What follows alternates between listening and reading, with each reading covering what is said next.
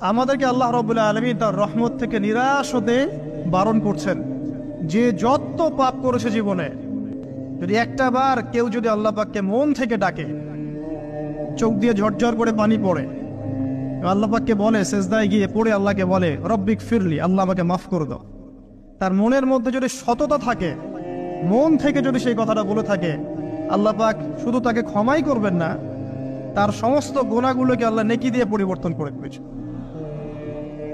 একটা হাদিস পড়ছিলাম, নবী করিম সাল্লাল্লাহু আলাইহি ওয়াসাল্লাম তিনি বলছেন যে লাম্মা কাদাল্লাহুল খালক, যখন আল্লাহ রাব্বুল আলামিন এই মহাবিশ্ব সৃষ্টি করেন, তখন আল্লাহ রাব্বুল আলামিন কাতাবা কিতাবান, একটা কিতাব লিখেছেন, একটা কিতাব আছে আল্লাহর কাছে। কাতাবা কিতাবান ফাহুয়া ইনদাহু ফাওকাল আরশ, যেই কিতাবটা আল্লাহর নিজের কাছে আছে আরশের উপরে, সেখানে আল্লাহ পাক লিখে রেখেছেন। কি লিখেছেন? ইন্না রাহমাতি সাবাকাত গদাবি, প্রতিটা ক্ষেত্রেই আমার রহমত, আমার দয়া, আমার করুণা আমার গজবকে পরাজিত করেছে। মানে আল্লাহ রাব্বুল আলামিনের গজব এর উপরে আল্লাহ পাকের রহমত অবস্থান করছে। জীবনের কোনো ক্ষেত্রে হতাশ হওয়ার কোনো সুযোগ নাই। আজকে পারিবারিক ভাঙন বলেন, ব্যক্তি পর্যায়ের আত্মিক ধ্বংসই বলেন, সমাজের বিপর্যয় বলেন, যাই বলেন, পিছনে একটা বড় কারণ আছে।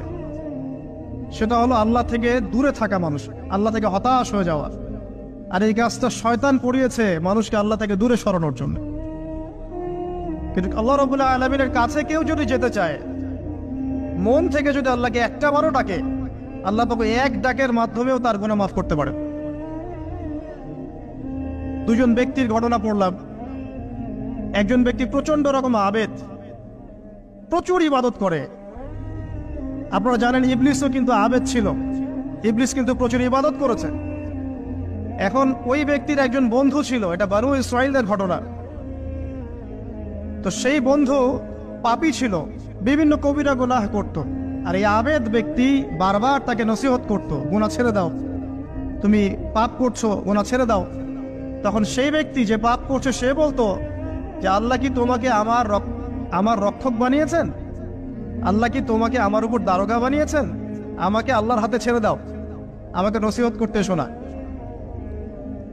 একদিন এই আবেদ ব্যক্তি তার বন্ধুকে একটা জঘন্য পাপ করতে দেখলো, এমন একটা পাপ যেটা দেখে তার মনে ধারণা আসলো এটা চরম জঘন্য একটা কাজ।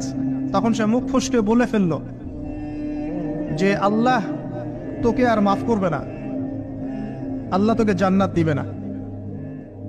আল্লাহ রাব্বুল আলামিন মালাকুল মউতকে এই দুজনের কাছে পাঠালেন, দুজনের রূহকে কবজ করা হলো। এবার আল্লাহ পাক তার সামনে তাদেরকে উপস্থাপন করে বললেন যে তোমাকে আমার রহমত সম্পর্কে কে গ্যারান্টি দিয়েছে যে আমি কাউকে রহমত করব কি করব না?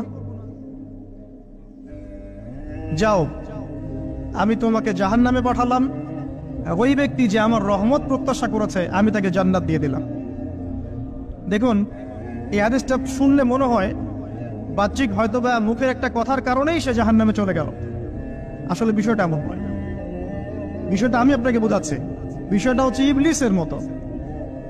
ইবলিস কিন্তু শুধু মন থেকেই বলেনি যে খলাকতানি মিন নার ওয়া খলাকতাহু মিন তিন, আমি কেন তাকে সাজদা করব আদমকে? আদম তো মাটির তৈরি আর আমি তো আগুনের তৈরি। এটা ইবলিসের শুধু মৌখিক স্টেটমেন্ট ছিল না। কারণ কি ছিল? আবা ওয়াস্তাকবারা, সে উদ্ধত হয়েছিল, অহংকার প্রদর্শন করেছিল। ভিতর থেকে ইন্টারনালি সে অহংকারী ছিল, সে আন্ডার এস্টিমেট করে কথাটা বলেছে, শুধু মৌখিকভাবে বলে নাই। কিন্তু ঠিক এই ব্যক্তির ঘটনা এমনই, সে মন থেকে অহংকারী হয়ে উঠেছিল, যদিও বা সে আবেদ ছিল। এখানে আমরা যারা প্র্যাকটিসিং মুসলিম হওয়ার চেষ্টা করছি, আমাদের জন্য এখানে নিদর্শন আছে। অচক্ষ নামাজ পড়েই ভেবে বসবেন না যে অনেক কিছু করে ফেলছে, এক চিল্লা দিয়ে মনে করে ফেলবেন না যে দিনের জন্য অনেক কিছু করে ফেলছে। একটা হজ করেছেন, ওমরা করেছেন, সিয়াম রেখেছেন, দিনের জন্য দান সদকা করেছেন, একটা মাদ্রাসা মসজিদ করেছেন, ভেবে বসবেন না আপনি সব অনেক কিছু করে ফেলেছেন এবং অন্যরা সব ককরোচ তেলাপোকা, ওরা জাহান্নামে যাবে, এমনটা মনে করবেন। জানি না আমরা যে কার আমলের কতটুকু আল্লাহর কাছে কবুল হচ্ছে। তো এখানে এই ব্যক্তির সমস্যা ছিল এই, সে নিজের আমলটাকে অনেক ভারী মনে করছিল এবং সে স্টেটমেন্ট দিয়ে ফেললো যে তোকে আল্লাহ পাক মাফ করবে না। এই একটা কথা মন থেকে বলার কারণে তার ইহকাল পরকাল দুটা বরবাদ হয়ে গেল, সে জাহান্নামে চলে গেল। ঠিক আরেক ব্যক্তির ঘটনা আছে এমন, এগুলো সবগুলো রেফারেন্স আছে। এক ব্যক্তি প্রচুর ইবাদত করত, আল্লাহ পাক তার ইবাদত করার জন্যে পাহাড়ের চূড়ায় একটা সুন্দর ব্যবস্থাও করে দিয়েছিলেন। সেখানে ডালিম গাছ হতো, ঝর্ণা আসতো, খাবারের কোনো অভাব নাই। হাদিসে এসেছে 500 বছর সে ইবাদত করেছে। কত বছর?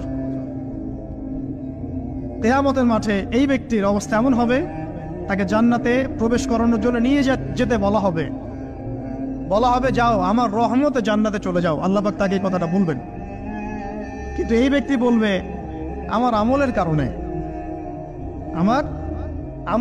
আল্লাহ পাক বলবেন আমার রহমতে জান্নাতে চলে যাও। ব্যক্তি বলবে আমার